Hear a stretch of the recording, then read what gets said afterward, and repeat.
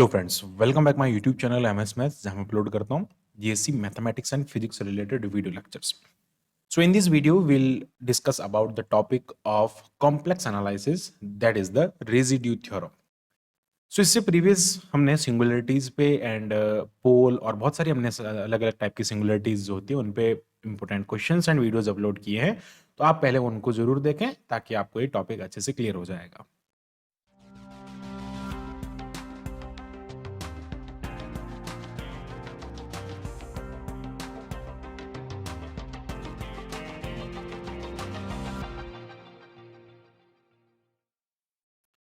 सो बात करते हैं यहाँ पे रेजिड्यू थ्योरम के बारे में। तो इसके लिए आपको Kochi theorem, Kochi integral theorem और कॉम्प्लेक्स इंटीग्रेशन का थोड़ा नॉलेज होना चाहिए। ये सारे वीडियोस आपको प्लेलिस्ट में मिल जाएंगे। सो रेजिड्यू थ्योरम क्या होता है, इसमें हम इसका इंट्रोडक्शन देखेंगे एंड मेथड्स देखेंगे किस टाइप से हम इसको फाइंड कर सकते हैं। ओके, एंड फर्दर जो हमारे नेक्स्ट और वीडियोस हैं उसमें भी हमने फर्दर मेथड डिस्कस कर रखे हैं, तो वो भी आप हमारे प्लेलिस्ट में जाके देखें ताकि ये टॉपिक कंटिन्यूसली आपका चलता रहे। तो सबसे पहले बात करते हैं कि जो ये रेजिड्यू होता है ये होता क्या, इसकी डेफिनेशन क्या है। सो लेट z जो है हमारे पास में कोई कॉम्प्लेक्स फंक्शन है and z is equals to a be a isolated singularity. अब ये आइसोलेटेड सिंगुलरिटी क्या होता है, ये हमने हमारे सिंगुलरिटी वाले जो टॉपिक है वीडियो है उसमें बता रखा है कि आइसोलेटेड सिंगुलरिटी का मतलब होता है जहां पे सिंगुलरिटी एग्जिस्ट करती है, ठीक है, जो जीरो होता है, लाइक जो फंक्शन वैल्यू जो होती है जीरो नहीं होती, ठीक है, of the function F Z की एक एफ जेड जो है उसकी एक सिंगुलरिटी जो है वो आइसोलेटेड सिंगुलरिटी है। Then f z can be expanded in the Laurent series. Actually ये लॉरेंट सीरीज का फॉर्मेशन होता है, ठीक है। F Z is equals to summation n is equals to zero to infinity a n, ठीक है, ये इस टाइप से होता है a n Z minus A power n plus आगे ये होता है summation n is equals to one to infinity B N Z minus A power minus one, और यहां पर जो होता है समीशन होता है N is equals to zero to infinity. Okay, ये जो फॉर्मेशन होता है, लाइक ये जो टर्म्स होता है, जनरल टर्म होता है लॉरेंट जो सीरीज है उसका। अब यहाँ पे रेजिड्यू लॉरेंट सीरीज के पार्ट से ही मिलके बनती है। एक्चुअली क्या होता है लॉरेंट सीरीज में जो ये जो पार्ट होता है, यानी कि जो सेकंड जो टर्म यहाँ पे आप देख रहे हैं, ये जो पार्ट होता है ये पार्ट कहलाता है उसका प्रिंसिपल पार्ट। ओके, अब प्रिंसिपल पार्ट के जीरो होने से और न होने से फर्क पड़ता है सिंगुलरिटीज को। तो यहाँ पे बात सिंगुलरिटीज की हो रही है, तो ये जो प्रिंसिपल पार्ट है इसको हम कहते हैं इसका प्रिंसिपल पार्ट। तो ये जो प्रिंसिपल पार्ट जो है इसका, उसमें जो कॉफिशिएंट बी एन जो है उसमें अगर मैं N is equals to one put करता हूं, so the coefficient B N which is called residue, ये जो बी एन होता है इसका B one, sorry B N में अगर मैं N is equals to one put करता हूं तो रेजिड्यू मिलता है बी वन, उसको हम यहाँ पे रेजिड्यू कहते हैं of the function at Z is equals to A is given by the formula. अब ये रेजिड्यू जो फार्मूला होता है ये क्या होता है हमारे पास में, B one is equals to one upon two pi iota integration gamma F Z and D Z, ठीक है। अब ये गामा जो है वो कोई सर्कल को रिप्रेजेंट करता है। गामा यहाँ पे क्या रिप्रेजेंट कर रहा है, किसी सर्कल को रिप्रेजेंट कर रहा है। तो गामा इज एनी सर्कल, ये जो गामा है वो क्या कर रहा है, किसी सर्कल को रिप्रेजेंट कर रहा है विद द सेंटर ए, उसका सेंटर क्या है, ए है। Okay, which exclude all like all other singularities, उसमें सिर्फ आइसोलेटेड सिंगुलरिटी है, बाकी सिंगुलरिटीज को नहीं रखता है, ठीक है। And x is equal to A is a simple pole. अब यहाँ पे आ जाता है पोल का कॉन्सेप्ट। पोल क्या होता है भैया, जब भी हमारे पास में कोई फंक्शन एफ जेड गिवन होता है तो उसमें जो उसका डिनोमिनेटर जो होता है उसको हम जीरो के इक्वल पुट करके उसके ऐसे वैल्यूज को फाइंड करते हैं जहाँ पे फंक्शन डिफाइन नहीं होता। लाइक बहुत सारे ये जो होता है, ये वाला जो फार्मूला आप देख रहे हैं ये हमने हमारे प्रीवियस वीडियोज में डिस्कस कर रखा है कि ये जो फार्मूला होता है ये पोल फाइंड करने का होता है। तो यहाँ पे जो बी वन होता है वो लिमिट जेड टेंस टू ए, जो जिस पर आप आइसोलेटेड सिंगुलरिटी फाइंड करना चाह रहे हैं उस पर आपको लिमिट लगानी है। तो लिमिट जेड हो जाएगा Z tends to A Z minus A and F Z. आपको क्या करना है, जब इस टाइप की सिंगुलरिटी फाइंड करें तो जेड माइनस ए को उसके साथ में मल्टीप्लाई करना और फिर एफ जेड यहाँ पे लिखना, ठीक है। तो ये चीज जो है इसको हम यहाँ पे क्या कहते हैं, पोल कहते हैं। इस टाइप से हम इसका पोल फाइंड करते हैं। तो पोल फाइंड करते हैं तभी आगे उसकी रेजिड्यू उसकी रेजिड्यू को फाइंड कर सकते हैं। अब यहाँ पे ये तो पूरा लाइक एक जनरल कॉन्सेप्ट हो गया। अब ये रेजिड्यू एक्चुअल में क्या होता है, तो इसकी प्रॉपर डेफिनेशन देने की यहाँ पे कोशिश की गई है कि इफ हमारे पास में कोई एफ जेड कोई फंक्शन है, if F Z be a function which is analytic function. अब एनालिटिक फंक्शन होने का मतलब क्या होता है, वो सीआर इक्वेशन को सेटिस्फाई करता है। सीआर इक्वेशन के वीडियोस आप हमारे प्लेलिस्ट में जाके देख सकते हैं। तो analytic function inside the closed contour, आपके पास में कोई क्लोज्ड कंटूर सी है मान लीजिए ये, अब इसके अंदर जो है वो एक फंक्शन एफ जेड गिवन है, ठीक है। Except at the point z is equals to a, at z is equals to a पर वो फंक्शन एनालिटिक नहीं है। मान लीजिए मैंने कहा 1/z माइनस ए। अब यहां पे अगर मैं कहूंगा कि z इज इक्वल्स टू ए, जब जो ही मैंने यहां पे पुट किया तो ये function like does not exist हो जाएगा, ये फंक्शन डिफाइन नहीं होगा। ठीक है, तो इन दैट केस हमारे पास में क्या हो जाएगा, वो फंक्शन एनालिटिक, लाइक फंक्शन ही डिफाइन नहीं होगा तो एनालिटिक होगा कैसे। तो यहाँ पे क्या कह रहा है कि एक्सेप्ट z उसमें नहीं होना चाहिए। ठीक है, z जो है वो यहाँ पर नहीं होना चाहिए, तो z जो है वो ए के इक्वल नहीं होना चाहिए। Okay, which is an isolated singularity, जो कि हमारे पास में आइसोलेटेड सिंगुलरिटी है, मैंने आपको पहले ही बताया। ये इसकी प्रॉपर डेफिनेशन आ जाएगी कि F Z is a complex function of single valued and which is analytic inside the closed contour. ये इसके अंदर यहाँ पर जो है वो कैसा है, एनालिटिक है। Okay, and c in close contour c and except at point z is equals to a, z equals to a पर वो एनालिटिक नहीं है, बिकॉज वहां पे फंक्शन डिफाइन नहीं हो रहा है, which is an isolated singularity. तो इसको यहाँ पे स्टेप से फाइंड किया जाता है 1/2 पाई iota integration F Z D Z. Okay, so has a value, इसकी कोई वैल्यू होगी, देन दैट वैल्यूज, इसकी जो वैल्यू होगी उस वैल्यूज को हम यहाँ पे क्या कहेंगे, रेजिड्यू ऑफ एफ जेड कहेंगे। अब ये जो सी होता है ना, वो जो है हमारे पास में यहाँ पे लाइक आप कह सकते हैं एंटी क्लॉकवाइज होना चाहिए। जो सी की डायरेक्शन आप ले रहे हैं इस टाइप से एंटी क्लॉकवाइज होना चाहिए ना, ये वाली डायरेक्शन जब होगी तो उस कंडीशन में हम इस लाइक इंटीग्रेशन से जो वैल्यू फाइंड करेंगे उस वैल्यू को हम यहाँ पे उसका रेजिड्यू कहेंगे। अब रेजिड्यू फाइंड कैसे करते हैं, इसके अलग अलग मेथड्स होते हैं। तो सबसे पहले हम यहाँ पे बात करते हैं रेजिड्यू फाइंड करने के लिए अब कुछ कंडीशंस में। तो पहली कंडीशन हम कह रहे हैं भाई जेड इज इक्वल्स टू ए अगर आपके पास में, और जिसको हम सिंपल पोल कहते हैं। आप देखो सिंपल पोल, डबल पोल, सिंगल पोल, ये सारे हमने हमारे प्रीवियस वीडियो में डिस्कस कर रहे हैं सिंगुलरिटी वाले टॉपिक में। तो लाइक मैं स्टार्टिंग से ही आपको कह रहा हूं कि आप उन वीडियोस को जरूर देखें, अगर आपने देखा है तो आपको अच्छे से क्लियर हो जाएगा। सिंगल यहाँ पे सिंपल पोल होता है, देखो z इज इक्वल्स टू ए जब भी बनता है तो ये सिंपल पोल होता है। ये हमने कहा कि भाई पोल का फार्मूला होता है, तो ये स्टेप्स हम पोल को फाइंड करते हैं। तो b1 जो मिलेगा आपको वो limit z tends to a, z minus a and F Z यहाँ पे हो जाएगा। ठीक है, और अगर z इज इक्वल्स टू 0 हो जाता है if Z A is a pole of order m। अब देखो ऑर्डर m का अगर आपके पास में अगर कोई पोल है और उसके पोल का ऑर्डर जो है वो अगर m मिल रहा है आपको, ठीक है, तो हम उसको m ऑर्डर्ड पोल कहेंगे। अब उसमें कुछ कंडीशंस होते हैं, कुछ एक दो नाम होते हैं। तो जब भी अगर आपके पास में अगर लाइक मैं कहूं कि m इज इक्वल्स टू 2 मिलता है तो इसको हम कहते हैं डबल। ठीक है, डबल कहते हैं या फिर इसको पोल ऑफ ऑर्डर 2 कहते हैं। और अगर आपको m इज इक्वल्स टू 1 मिल रहा है तो इसको कहते हैं सिंगल, यानी कि ऐसा पोल मिल रहा है आपको यहाँ पे जिसका ऑर्डर 1 है। ठीक है, और इसको फाइंड करने के लिए हमारे पास में फार्मूला होता है ये।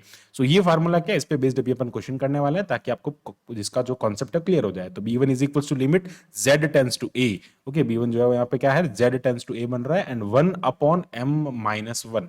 ठीक है, 1/m-1 फैक्टोरियल है और dm-1 है, dzm-1 जिसके रेस्पेक्ट में आप कर रहे हैं। एक्चुअली जो वैल्यू यहाँ पे आप ऑर्डर की निकालोगे उसका आपको क्या करना है, m-1 करके यहाँ रखना है और z-a m को उसके साथ में रखे। एक्चुअली क्या हो रहा है कि ये जो फंक्शन है ना, इसमें क्या हो रहा है, इसका 1 है। अब ये अगर m हो जाए तो उस कंडीशन में आप क्या करेंगे, तो जब ये m हो जाएगा ना तो उस कंडीशन में हम क्या करते हैं, लाइक यहाँ पर पावर m लगा देते हैं। इसका यहाँ पे क्या हो जाता है, डेरिवेटिव हो जाता है m-1 टाइम्स। अगर उसका डेरिवेटिव मान लो m इज इक्वल्स टू 4 है तो यहाँ पर हम उसका 3 बार डेरिवेटिव करेंगे, m इज इक्वल्स टू 2 है तो 1 बार डेरिवेटिव करेंगे। ठीक है, तो इस टाइप से हम इसको करेंगे। अभी क्वेश्चन यहाँ पे देखते हैं और इस क्वेश्चन को सिंप्लीफाई करते हैं और इस क्वेश्चन को हम कैसे करेंगे, इसकी जो लाइक रेजिड्यूज हैं वो हम यहाँ पे फाइंड करते हैं। सो एग्जाम्पल आपको यहाँ पे कह रहा है कि फाइंड द रेजिड्यूज, का आपको रेजिड्यू फाइंड करना है F Z at its pole in the finite plane. एक फाइनाइट प्लेन में इसके जो पोल है उसमें आपको क्या करना है, इसका रेजिड्यू फाइंड करना है। F Z is equals to Z square minus 2z and Z plus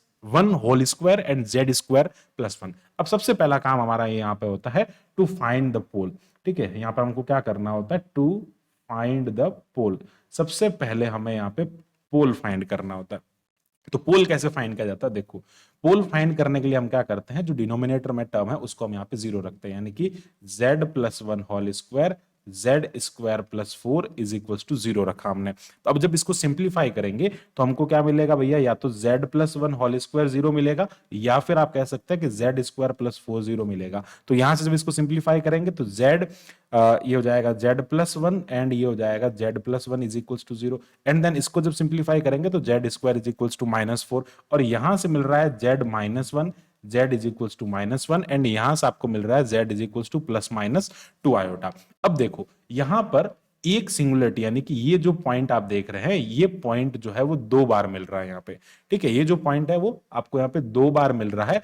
इसका मतलब क्या हुआ कि m जो है ना ऑर्डर z का, यानी कि यहाँ पे जो सिंगुलरिटी मिल रही है यहाँ पे z इज इक्वल्स टू -1 जो सिंगुलरिटी मिल रही है, इसका जो ऑर्डर की अगर मैं बात करता हूं तो वो 2 मिल रहा है। इसलिए ये पोल जो होगा, इस पोल को हम क्या कहेंगे, डबल कहेंगे। So this pole is known as double because here m is equals to 2 मिल रहा है आपको। m यहाँ पे कितना मिल रहा है, 2 मिल रहा है। अब बात करें, ये हो गया इसका फर्स्ट रेजिड्यू R1 जिसको हम कहेंगे, अब इस पे वैल्यू फाइंड करेंगे। ओके, सिमिलरली अब सेकंड रेजिड्यू जो है वो आ रहा है हमारे पास में +2 आयोटा। अब +2 आयोटा का ऑर्डर की अगर मैं बात करता हूं तो वो 1 मिल रहा है, इसको हम कहेंगे यहाँ पे सिंपल। ठीक है, this is known as simple pole. ठीक है, तो ये जो पोल होगा सिंपल पोल होगा। m यहाँ पे जो मिल रहा है 1 मिल रहा है, and this is residue number 2। And then एक आपको मिल रहा है यहाँ पे -2 आयोटा, तो ये भी जो होगा वो क्या हो जाएगा, सिंपल हो जाएगा। इस पे भी 1 मिल रहा है, तो ये R3 हो जाएगा। ओके, अब यहां पे आपको क्या करना होता है, इसकी वैल्यूज फाइंड करना है। तो हम क्या करेंगे, सबसे पहले यहाँ पे m इसके लिए फाइंड कर देंगे। और एक अगर आप देखेंगे यहाँ पे, तो हम m जो है यहाँ पे अगर मैं यहाँ पे अगर -2 आयोटा रखता हूं तो वो कंटूर से, यानी कि जो हमारा लाइक कॉम्प्लेक्स का जो यहाँ पे जो प्लेन है उससे बाहर जा रहा है, तो ये आउटवर्ड जाएगा। तो हम इसको यहाँ पे फाइंड नहीं करेंगे, इसको फाइंड भी कर सकते हैं, पर हम यहाँ पे 2 को फाइंड करके आपको बता देंगे, बिकॉज वैल्यू उस पे वही इसी टाइप का आपको वैल्यूज यहाँ पे मिलेगी। ठीक है, तो हम यहाँ पे इन दोनों को फाइंड करेंगे, और कैसे फाइंड करेंगे आप यहाँ पे देख सकते हैं। तब हम बात करते हैं इनके सॉल्यूशन की। तो ये था कैसे हम पोल को फाइंड करते हैं। तो पहले हमने सबसे पहले पोल को फाइंड किया। अब हम बात करते हैं तो जो हमारे पास में फार्मूला है, ये जो आप फार्मूला देख रहे हैं, इस फार्मूले का हम यहाँ पर यूज लेंगे। ठीक है, ये जो फार्मूला है इसी फार्मूले का यूज लेंगे हम, इसके रेजिड्यू जो है वो हम यहाँ पे फाइंड करेंगे। तो सबसे पहले बात करते हैं R1 की। तो हम क्या करेंगे, R1 फाइंड यहाँ पे किसके लिए करते हैं, z इज इक्वल्स टू -1 के लिए हम यहाँ पे फाइंड करेंगे। सो ये हो जाएगा for z is equals to -1, हम इसके लिए वैल्यू फाइंड करेंगे। So this is for z is equals to -1 and R1। ठीक है, अब यहाँ पे जो है R1 उसका लाइक फार्मूला क्या होता है, R1 यहाँ पे फाइंड कर देते हैं, दैट इज द लिमिट। अब देखो ये जो फार्मूला है ना भैया, आपको याद होना चाहिए, limit z tends to a। अब limit z tends to a का मतलब क्या हो गया भैया, यहां पर z जो होगा वो -a को टेंड करेगा। ओके, a जो है वो हमारे पास में ये वैल्यू होता है। ठीक है, ये जो है actually z equals to a का फॉर्मेट होता है। तो z tends to -1 and 1 upon, अब m-1 होता है तो क्या लिखेंगे उसकी जगह 2 - 1 ये हो जाएगा फैक्टोरियल। आगे होता है यहाँ पे d पावर m-1 यानी कि 2 - 1 upon d power 2 - 1 and then dz power m-1 होता है। ठीक है, आप यहाँ पे देख सकते हैं इस फार्मूला को। तो ये यहाँ पे m जो है ना, वहां पे हम यहाँ पे 2 रखेंगे, बस और कुछ नहीं करना है। उसकी जगह हमने यहाँ पे 2 रखा, और आगे जो आपको यहाँ मिल रहा है z प्लस, ये हो जाएगा z+1 whole square and fz हो जाएगा। ठीक है, यहाँ पे हमने क्या किया है, m की वैल्यू पुट की है, जो कि हमारे पास, अब देखो यहाँ पे z -a है ना, उसकी जगह पे हमने a की जगह माइनस पुट किया ना, तो यहाँ पे z+1 हो गया। ठीक है, अब उसी फार्मूले का यूज करते हुए हमने यहाँ पे ये जो टर्म है, इस टर्म को बनाया है। अब हम यहाँ पे इसकी लिमिट निकाल लेते हैं। तो अब हमको क्या करना है, यहाँ से इसको वैल्यू फाइंड करना है। तो ये हो जाएगा R1 is equal to limit z tends to -1, और ये हो जाएगा 1 अपॉन z-1 फैक्टोरियल, और ये क्या हो जाएगा d अपॉन dz। अल्टीमेटली हमको क्या करना है, ये जो फंक्शन गिवन है इसका हमको यहाँ पे एक बार डेरिवेटिव फाइंड करना होगा। ठीक है, z के रेस्पेक्ट में इसका डेरिवेटिव फाइंड करेंगे। तो कैसे फाइंड करेंगे, देखो तो R1 आ जाएगा हमारे पास में limit z tends to -1 and that is 1 upon z-1।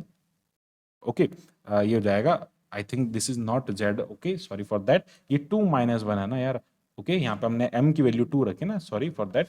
तो ये 2 - 1 यानी कि 1 फैक्टोरियल हो जाएगा। तो अल्टीमेटली हमको यहाँ पे इसको लिखने की जरूरत नहीं है। अब देखो आगे बढ़ते हैं। अब यहाँ से क्या करते हैं, हम जो वैल्यू है इसकी फाइंड करते हैं आगे। f जो है, fz जो है हमको क्या गिवन है, fz जो है वो z² - 2z z+1 whole square z² +4 हमको यहाँ पे गिवन है। तो वो हमको यहाँ पे रखना पड़ेगा, बिकॉज उसका डेरिवेटिव फाइंड करना है। तो ये हो जाएगा dz, ये हो जाएगा z+1 whole square into fz की वैल्यू हमने क्वेश्चन में गिवन है, that is the z² - 2z upon z+1। Okay, z+1 whole square and ये है हमारे पास में z² +4। तो अब आप देख सकते हैं ये टर्म और ये टर्म यहाँ से कैंसिल हो जाता है। ठीक है, तो ये टर्म यहाँ से कैंसिल होने के बाद में हमारे पास में जो ये जो टर्म आ रहा है, that is the R1 is equals to limit z tends to -1 and ये हो जाएगा d अपॉन dz, और ये हो जाएगा यहाँ पे z square minus 2z upon ये हो जाएगा जेड स्क्वायर माइनस 4। अब क्या करना है, इसको हम इसका जो है हमको यहाँ पे इसका डेरिवेटिव फाइंड करना है। तो हम यहाँ पे u अपॉन वी वाला फार्मूला लगा के बिल्कुल इजीली इसका डेरिवेटिव फाइंड कर सकता है। तो ये हो जाएगा 1 अपॉन डी जेड का, जब हम यहाँ पे सिंप्लीफाई करेंगे तो ये हो जाएगा जेड स्क्वायर माइनस 4 का होल स्क्वायर। ठीक है, तो ये हो जाएगा v का स्क्वायर। अब जो है वो v स्क्वायर यानी कि आई थिंक ये प्लस है, सॉरी ये प्लस है, ठीक है ये प्लस है, और ये हो जाएगा यहाँ पे z square plus 4 as it is आ जाएगा। इसका डेरिवेटिव करना और कुछ नहीं करना है, तो इसका जेड के रेस्पेक्ट में करेंगे तो 2z हो जाएगा और यहाँ से ओनली 2 आ जाएगा, फिर माइनस लगा देंगे तो जेड स्क्वायर माइनस 2z अब जो है वो कांस्टेंट रहेगा, और यहाँ से जेड स्क्वायर प्लस 4 का डेरिवेटिव होगा तो ओनली आपके पास में 2z आएगा। अब क्या करना है, यहाँ पे आप जब -1 को पुट करेंगे तो ये फंक्शन की कोई ना कोई वैल्यू आएगी, और मैंने इसको कैलकुलेट कर रखा है, तो ये आएगा -14 अपॉन ये हो जाएगा -14 अपॉन 25, ताकि कैलकुलेशन में टाइम वेस्ट ना हो। जब आप इसमें ये वैल्यू पुट कर देंगे तो on putting the value z is equal to -1, तो आपको यहाँ पे फर्स्ट रेजिड्यू जो मिलेगा दैट इज -14 अपॉन 25 मिलेगा। अब बात करते हैं अपन सेकंड रेजिड्यू के बारे में। Now for z is equal to, now हम बात करते हैं for z is equal to +2 iota. तो सिमिलरली हमको वही काम करना है।